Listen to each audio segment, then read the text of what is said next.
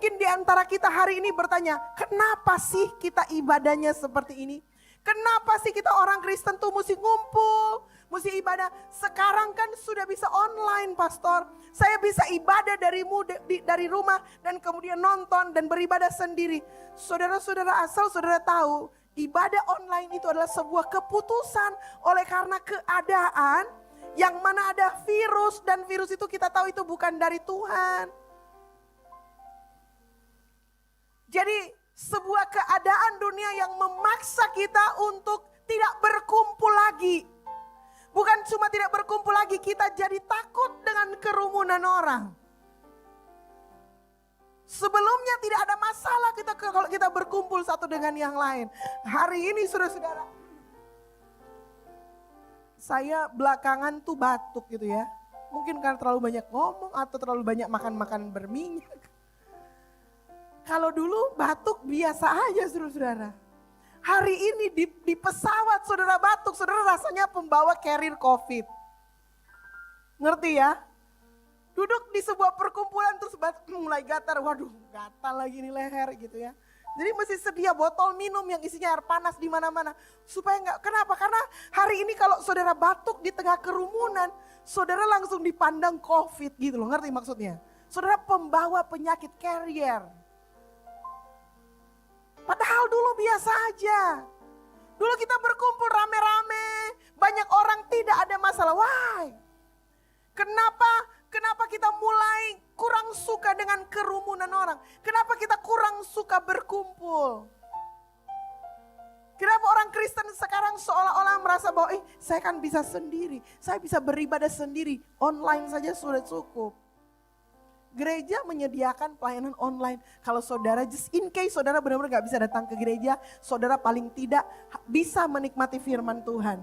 Tapi ada hal yang saudara gak bisa kalau saudara ibadah online, yaitu persekutuan dengan orang percaya lainnya. Dan kita bergereja hari ini sebenarnya untuk latihan. Sama-sama bilang latihan. Untuk sebuah ibadah raya besar yang dirancang oleh Yesus sendiri. Kenapa kita ibadahnya seperti ini? Ada pujian, ada penyembahan, ada nyanyian. Pernah gak saudara bertanya, kenapa kita gak ibadah diam aja? Duduk semedi kek. Kenapa kita ibadah mesti nyanyi? Kenapa kita mesti mendengarkan firman Tuhan? Mengapa kita mesti berdiri, duduk, dan lain-lain sebagainya? Itu penting untuk ditanyakan. Supaya saudara tidak melakukan hanya, ya karena memang sebegitu pastor. You have to know, kalian harus tahu mengapa kita melakukan semuanya itu. Dan untuk saudara, supaya saudara tahu, maka kita akan belajar tentang apa itu ibadah yang akan terjadi. Ibadah raya apa sih? Seperti apa yang tercatat dalam Alkitab? Mari kita buka bersama-sama di dalam Wahyu pasal 7 ayat 9 sampai 17. Saya mau kita membacanya sama-sama. Kitab Wahyu pasal 7 ayat 9 sampai 17. Kalau saya mention kata wahyu, saudara pasti tahu bahwa itu belum terjadi. Pewahyuan. Jadi Roh Kudus berbicara kepada Rasul Yohanes di Pulau Patmos gitu ya. Dia menunjukkan penglihatan-penglihatan dan gereja menerimanya sebagai pewahyuan. Pewahyuan itu dari kata apokalips yang berarti tersingkap. Jadi ada sesuatu yang akan terjadi yang berbentuknya selubung yang disingkapkan pelan-pelan. Belum seutuhnya tetapi bisa dilihat dan dipahami. Apakah kitab Wahyu bisa diterima sebagai firman Tuhan? Bisa. Sama seperti Musa. Musa kan tidak hadir di Taman Eden. Yang hadir di Taman Eden itu Adam dan Hawa. Musa itu generasi yang kesekian. Dari mana Musa tahu cara ular menggoda Hawa? Melalui pewahyuan yang Tuhan berikan kepada Musa untuk menuliskan kitab Kejadian. Dan itu benar, itu sah dalam keyakinan kita. Karena Roh Kudus memberikan petunjuk, mengilhamkan kepada Musa untuk menuliskan kejadian kejatuhan penciptaan di Taman. Apakah Musa hadir pada waktu Allah menciptakan langit dan bumi? Enggak ada, cuma ada Tuhan di sana. Bagaimana Musa bisa mencatatnya? Karena Roh Kudus mengilhamkan Musa, mengilhami Musa supaya Musa bisa tahu apa yang terjadi sebelum dia lahir. Demikian juga Roh yang sama mengilhami Rasul Yohanes yang adalah murid yang paling terakhir, sengaja dibuat nggak mati-mati, saudara-saudara, murid yang paling panjang umur. Dia digoreng, saudara-saudara, goreng beneran, di belanga yang dibuat untuk menggoreng dia sungguhan. Tapi nggak mati karena dia nggak boleh mati. Karena Tuhan mau pakai dia. Karena dia nggak mati-mati. Walaupun orang sudah pengen dia mati, dibuanglah dia di pulau Patmos. Di pulau itulah dia mendapat pewahyuan sama. Roh yang sama yang mengilhami Nabi Musa tentang penciptaan adalah roh yang sama yang mengilhami Rasul Yohanes tentang apa yang akan terjadi nanti. Nah, apakah ini sah? Sah, saudara-saudara. Karena semua yang tercatat itu yang ada di Wahyu itu gak berdiri sendiri. Ada hubungannya dengan kitab Daniel, ada hubungannya dengan kitab Matius. Jadi karena apa yang ditulis di dalam kitab Wahyu itu gak pernah berdiri sendiri. Sudah pernah di-spill oleh nabi-nabi sebelumnya untuk menyatakan bahwa apa yang dilihat oleh Rasul Yohanes itu adalah benar adanya. So kita harus percaya bahwa ini adalah benar tentang masa depan kita. Tidak ada, saudara gini, nubuatan di perjanjian lama, di perjanjian lama gitu ya, tentang kelahiran Yesus. Yang pertama itu mungkin kalau dia jumlahnya 400, semuanya digenapi presisi 400. Nah, nubuatan tentang kedatangan Yesus pada kali yang kedua itu 2 kali lebih banyak, 800 ayat kurang lebih ya. Bukan 400 dan 800, artinya 2 kali lipat lebih banyak daripada nubuat tentang kedatangannya di Bethlehem. Dan itu sudah mulai digenapi satu demi satu, deru perang terdengar di mana-mana, bulan menjadi merah dan lain tanda-tanda itu sudah sangat jelas. Itu semuanya digenapi. So apa yang akan terjadi ini itu pasti terjadi. Yang percaya bilang amin. Mari kita lihat. Kita baca dulu sama-sama ya ayatnya. 1, 2, 3. Sebentar. Sebelum saudara membaca kitab Wahyu, saudara harus menggunakan imajinasi saudara. Saudara harus menghidupkan itu dalam pikiran saudara. Karena ini penting. Saudara nggak bisa membacanya hanya membaca kata-kata aja dan kemudian lewat. Saudara harus melihat seperti Rasul Yohanes melihat. Saudara harus minta mata rohani sudah dicelikkan. Karena saudara melihat sesuatu yang akan datang. Dan kalau kita punya Roh Kudus, roh yang sama, dia akan menuntun kita sehingga kita punya gambaran di pikiran kita. Itu seperti Rasul Yohanes. Amin. Mari kita baca sama-sama dengan imajinasi 1, 2, 3. Kemudian daripada itu aku melihat sesungguhnya suatu kumpulan besar orang banyak yang tidak dapat terhitung banyaknya. Segala bangsa dan suku dan kaum dan bahasa berdiri di hadapan tahta dan di hadapan Anak Domba, memakai jubah putih dan memegang daun-daun palem di tangan mereka. Dan dengan suara nyaring mereka berseru, keselamatan bagi Allah kami yang duduk di atas tahta dan bagi Anak Domba. Dan semua malaikat berdiri mengelilingi tahta dan tua-tua dan keempat makhluk itu.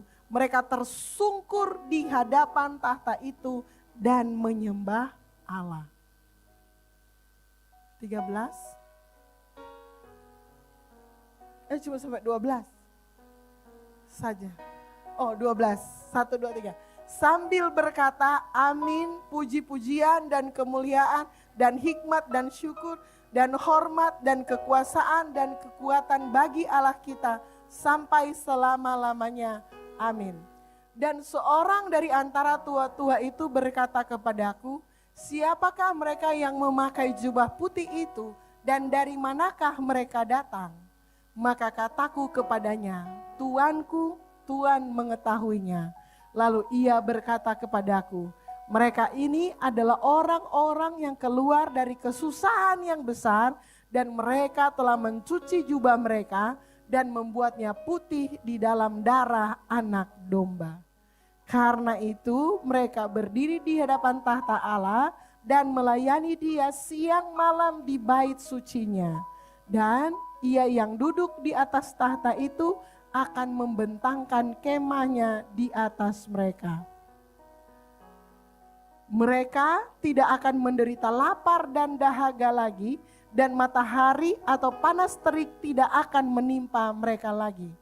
Sebab anak manusia yang di tengah-tengah tahta itu akan menggembalakan mereka dan akan menuntun mereka ke mata air kehidupan, dan Allah akan menghapus segala air mata dari mata mereka.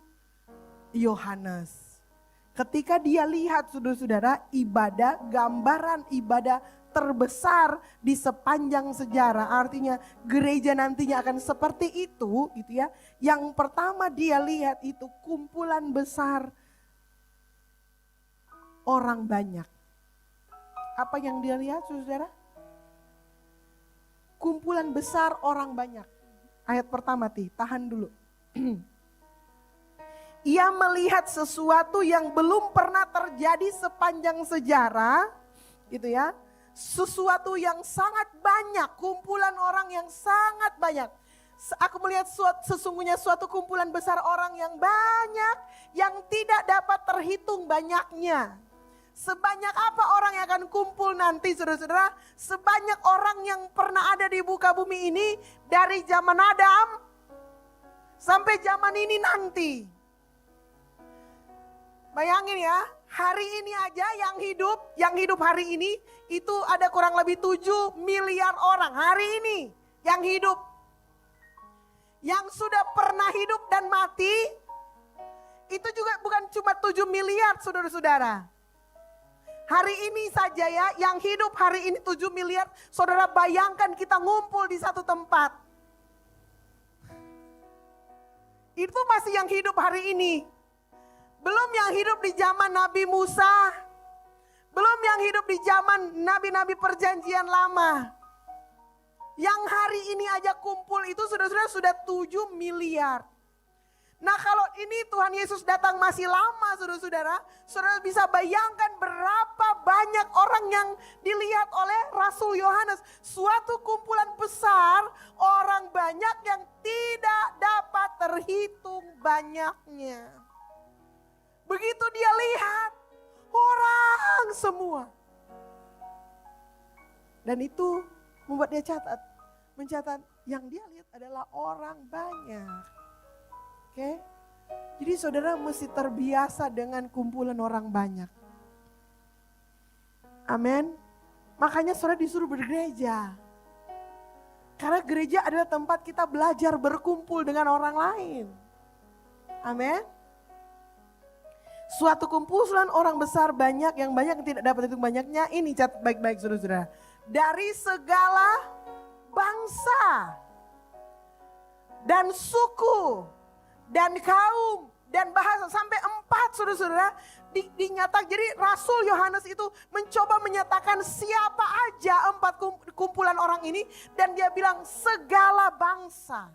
Roh Kudus menyatakan kepada Yohanes bahwa hey, yang ada di sana itu segala bangsa.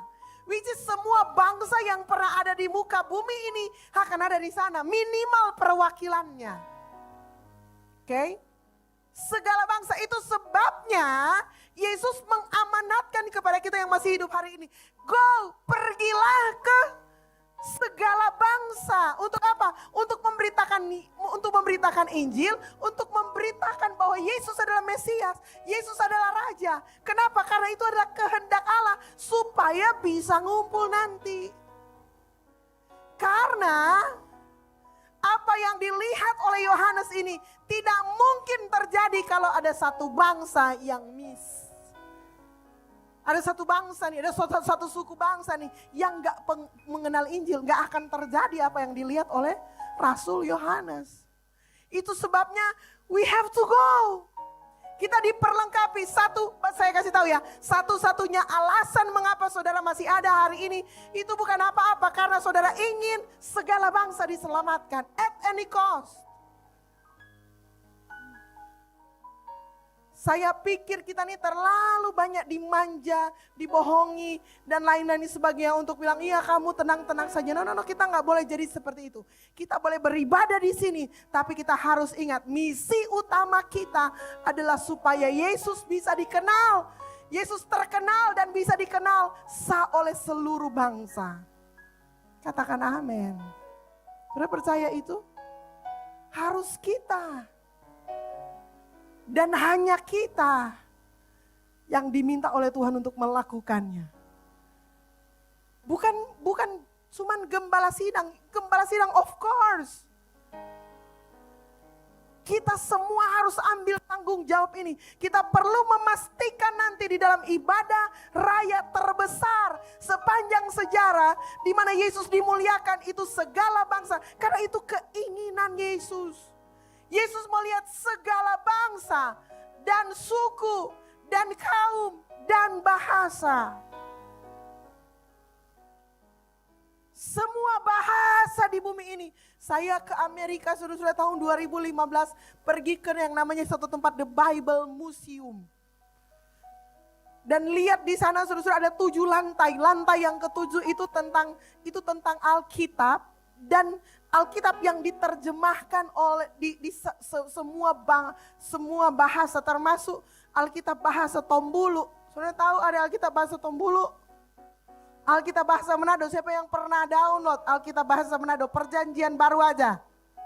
Ini keterlaluan ini orang Manado ini. Ya. Pernah dengar doa Bapak kami bahasa Manado? Aduh. Mungkin orang merasa, ngapain juga sih ini lembaga-lembaga ini berusaha menerjemahkan ke dalam bahasa Manado. Orang Manado aja sudah mengerti bahasa Indonesia. Kenapa? Karena ini memang.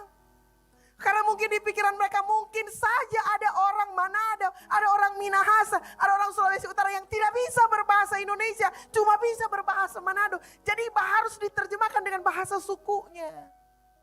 Supaya dia bisa mendengar dengan bahasa ibunya tentang Yesus yang adalah Mesias, Juru Selamat yang hidup. Amin. Dan hari ini ada lembaga-lembaga yang bekerja keras untuk, kenapa sih? Ngapain sih susah-susah? Kenapa gak dibuat bahasa Inggris saja dan disuruh semua manusia belajar bahasa Inggris?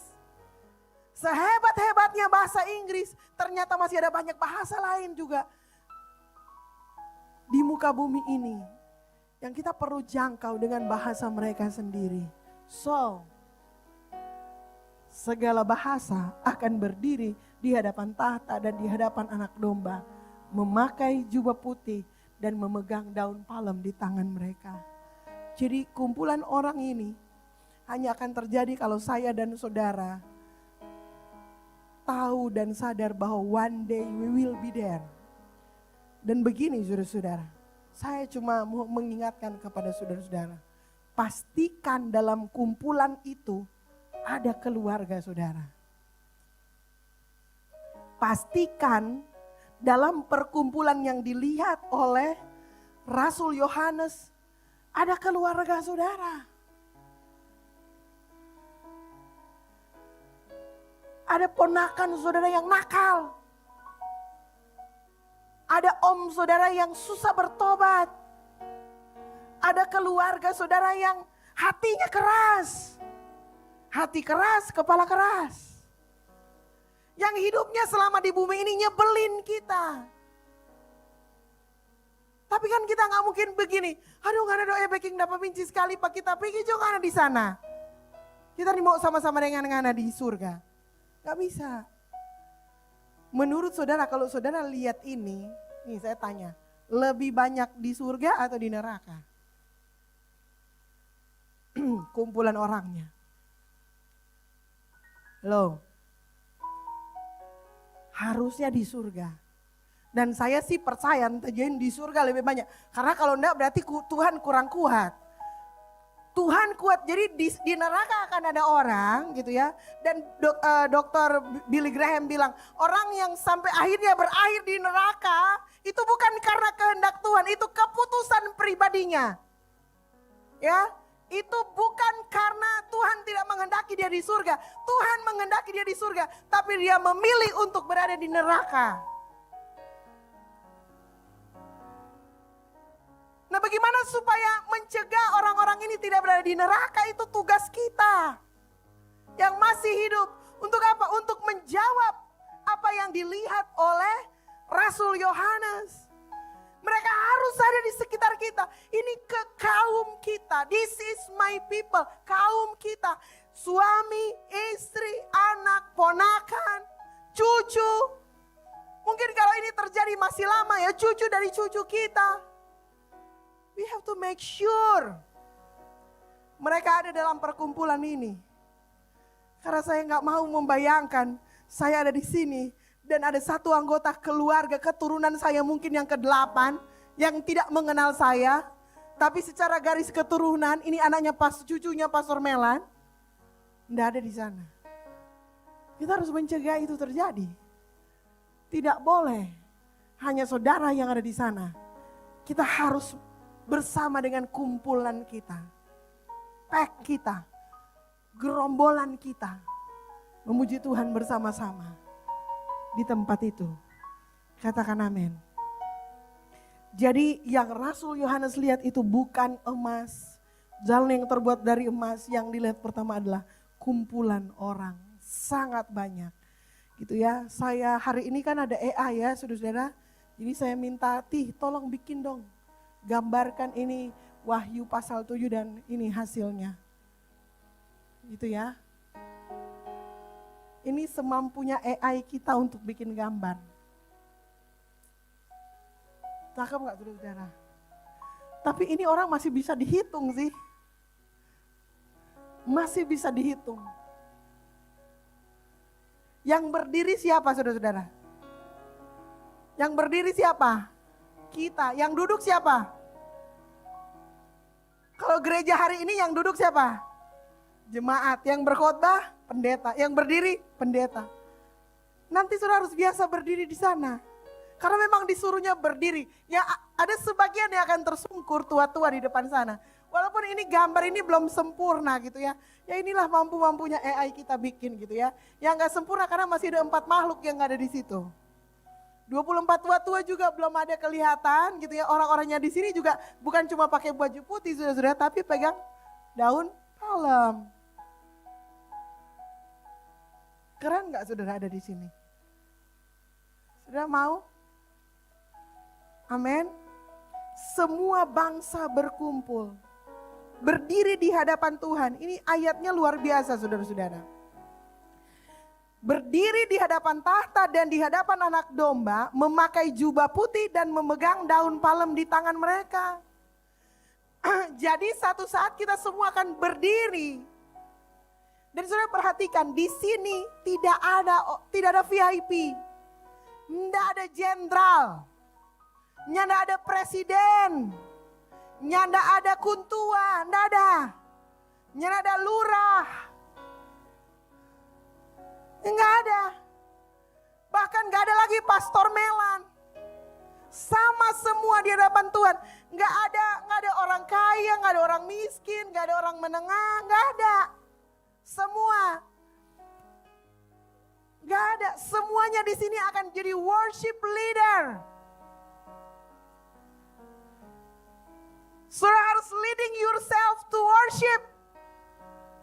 Amin. Kalau di bumi saudara ada WL yang pimpin worship, pimpin penyembahan. Di surga nanti you are the WL. Saudara WL-nya, saudara yang menyembah Tuhan. Saudara yang memimpin diri saudara untuk menyembah Tuhan. Dan satu-satunya pusat penyembahan di sana. Satu-satunya akan ditinggikan itu hanyalah Yesus Kristus Tuhan. Katakan amin.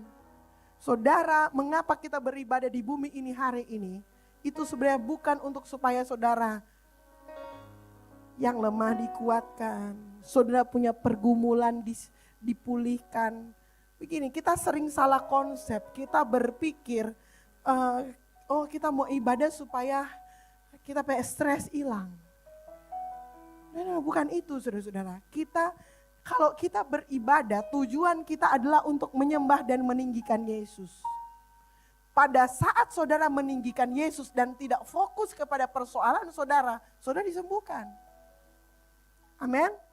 Kalau saudara datang di hadapan Tuhan, masih memikirkan diri sendiri, masih memikirkan pergumulan sendiri, masih memikirkan hal-hal duniawi lainnya, saudara tidak tertuju hatinya kepada Dia yang layak disembah dan ditinggikan. Masalah saudara akan pulang nggak akan merasa apa-apa. Saudara tidak, kalau begitu mending saudara ke rumah sakit aja. Atau mungkin ke dukun stol.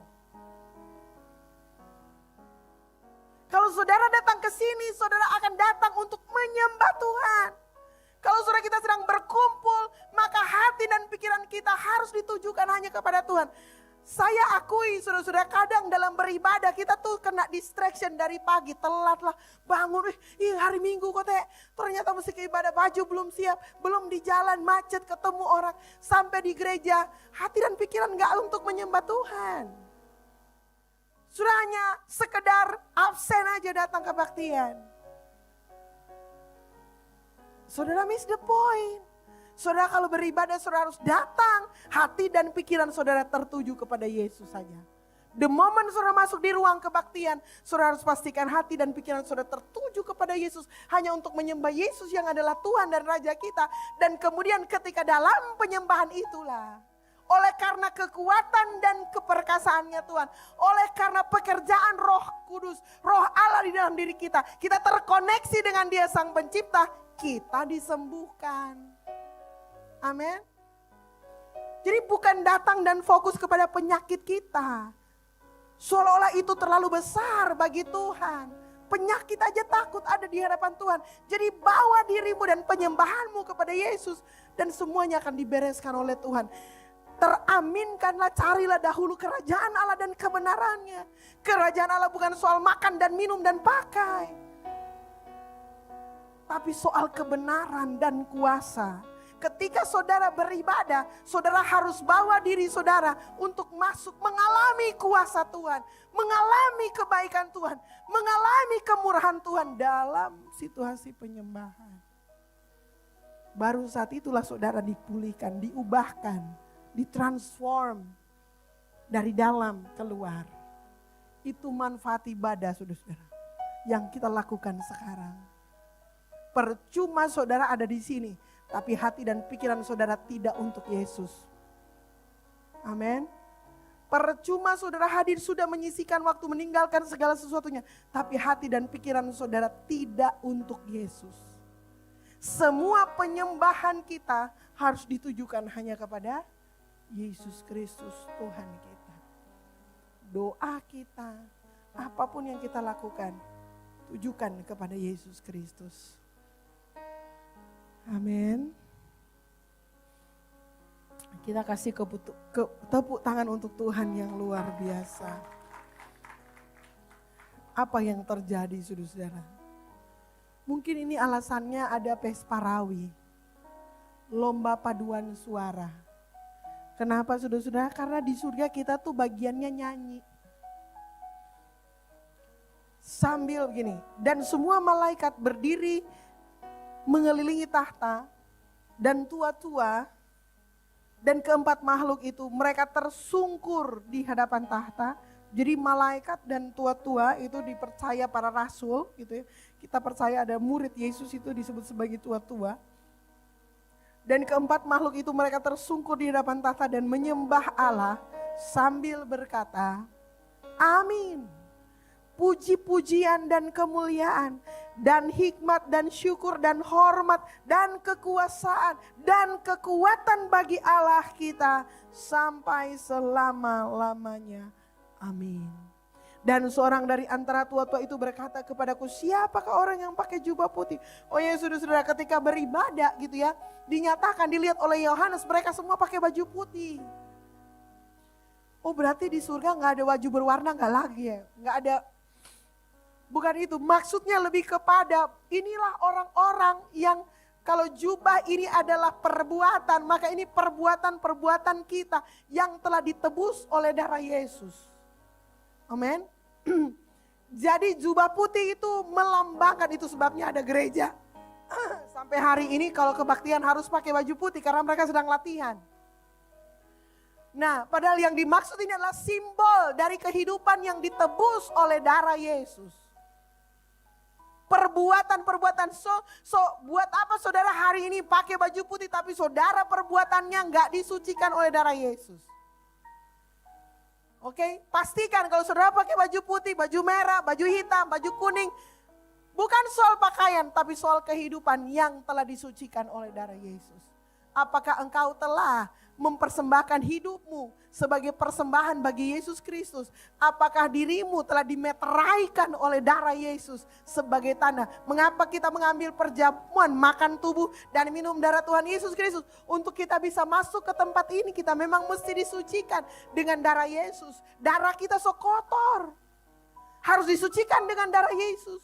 Tubuh kita gak layak, harus disucikan dengan tubuh Kristus. Dipulihkan supaya kita bisa ada di tempat ini.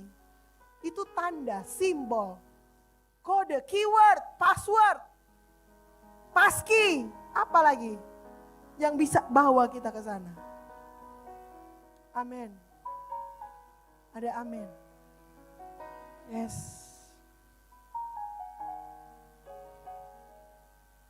Siapa mereka? Mereka adalah orang-orang yang keluar dari kesusahan besar, yang telah mencuci jubah mereka di dalam darah anak domba. Termasuk orang-orang yang melewati masa kesusahan besar. Ini mesti dijelaskan sedikit. Jadi di dalam lini masanya akhir zaman ada satu masa di mana gereja akan disebut melewati masa kesusahan besar. Oke? Masa tribulasi namanya. 7,5 tahun. 3,5 tahun yang pertama itu masa kesusahan besar. 3,5 tahun yang kedua masa kesusahan sangat-sangat besar. Kitab Matius bilang semua penderitaan yang pernah ada di bumi itu gak ada bandingannya dengan bandingan di 3,5 tahun yang kedua. Dan apa yang menandai ini 3,5 tahun pertama dan 3,5 tahun kedua itu datangnya antikris di tengah-tengah. Sesudah masa 3,5 tahun pertama antikris mau menyatakan diri. Lalu sesudah dia datang merupakan seorang yang raja damai katanya gitu ya. Dan dikatakan oleh Alkitab itu adalah manusia. Kalau saudara mau cari tahu tentang antikris, cari di Alkitab. Jangan cari penafsirannya. Cari di Alkitab, oke? Dinyatakan seorang yang akan membawa damai. Jadi mirip Yesus memang. Yesus Raja Damai, kelihatannya bawa damai. Tapi justru dia akan membawa kesengsaraan yang sangat besar. Maha besar. Karena belum pernah terjadi sebelumnya gitu ya. Terus gereja di mana? Gereja kita percaya bahwa gereja akan diangkat sebelum masa kesusahan besar. Gereja kita. Pre-tribulation. Jadi gereja kita yakin benar bahwa Kristus akan menjaga kita sehingga kita tidak ada satupun yang diizinkan memasuki tribulation. But kita juga harus fair bahwa ada ayat-ayat yang menyatakan bahwa ada orang percaya yang tertinggal. Yang tidak ikut diangkat oleh karena mereka hidupnya gak benar di hadapan Tuhan, mereka tertinggal dan diizinkan Tuhan memasuki masa kesusahan besar. Dan ketika engkau masuk di masa kesusahan besar, Alkitab menyatakan bahwa kamu harus bertahan. Gak ada lagi anugerah di situ. Kamu harus mempertahankan imannya, imanmu dengan kekuatanmu sendiri. Lalu kemudian sebelum antikris menyatakan diri, ada juga keangkatan. Namanya mid-tribulation. Oke? Tapi apakah cuma situ? Ada juga ayat-ayat yang menunjukkan saudara-saudara bahwa ada orang juga yang diizinkan masuk di 3,5 tahun yang kedua. Berdarah-berdarah sih saudara. Satu doa saya jangan sampai orang masuk situ. Kalau bolehnya enggak masuk sesuai orang beriman, jadilah sesuai imanmu, amin. Tapi kalau saudara sampai di Great Tribulation, fase yang kedua sesudah antikris menyatakan diri. Ketika saudara harus berjuang dan sebagai orang Kristen saudara akan dianiaya dengan penganiayaan yang tidak pernah ada di bumi ini. Lebih berat dari penganiayaan, itu kata Alkitab. Lebih berat dari penganiayaan yang pernah ada di bumi ini. Zaman Rambo dulu di Vietnam saya rasa itu ya orang disilet-silet, sebat diri di semut itu menderita. Zaman rasul-rasul Kaisar Nero gitu ya, orang tuh digoreng hidup-hidup, dibungkus dengan dijadikan lampu jalan, itu gak ada papanya. Zaman rasul-rasul dibunuh gitu ya, diikat kaki tangannya satu-satu dengan kuda, lalu dihajar kudanya satu ke utara, satu ke selatan, satu timur, satu berani kita hancur begitu. Gak ada apa-apanya dengan penganiayaan yang akan terjadi di masa great tribulation itu. Namun Alkitab bilang mereka yang bisa bertahan. Berarti ada yang bisa bertahan. Dengan membayar dengan kekuatannya sendiri, mereka juga akan menikmati kebahagiaan surga yang besar. Mereka ini adalah orang-orang yang keluar dari kesusahan yang besar. Great tribulation yang mereka telah mencuci jubah mereka dan membuatnya di dalam darah anak domba. Dan apa sih the best part dari semuanya ini? Bahwa di tempat ini nanti tidak ada tangisan. Oleh karena kita ada di sana hanya untuk menyembah Tuhan, hanya untuk meninggikan Tuhan. Kita gak akan ada waktu untuk memikirkan penderitaan kita. Mereka tidak menderita lapar dan dahaga lagi. Matahari atau panas terik kelihatannya terang tapi gak panas saudara-saudara. Surga tuh gak panas juga gak dingin. Suhunya pas untuk saudara enjoy. Tidak akan menimpa sebab anak domba yang di tengah-tengah tahta itu akan menggembalakan mereka dan akan menuntun mereka ke mata air kehidupan. Dalam satu penglihatan saudara-saudara, saya nggak tahu di bagian depan atau belakang, tapi dari tahta Allah mengalir aliran air sungai kehidupan. Dia mengalir, lalu di dasarnya itu ada batu-batu permata. Wahyu 21.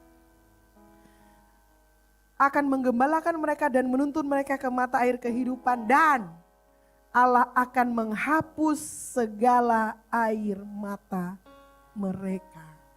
Semua yang saudara lakukan demi Kristus, semua penderitaan saudara di bumi ini, ketika saudara melakukannya demi Kristus, semua yang saudara jalani dalam hidup ini, yang telah membuat saudara begitu sengsara. Di tempat sana Allah menulis, Allah akan menghapus segala air mata dari mata mereka.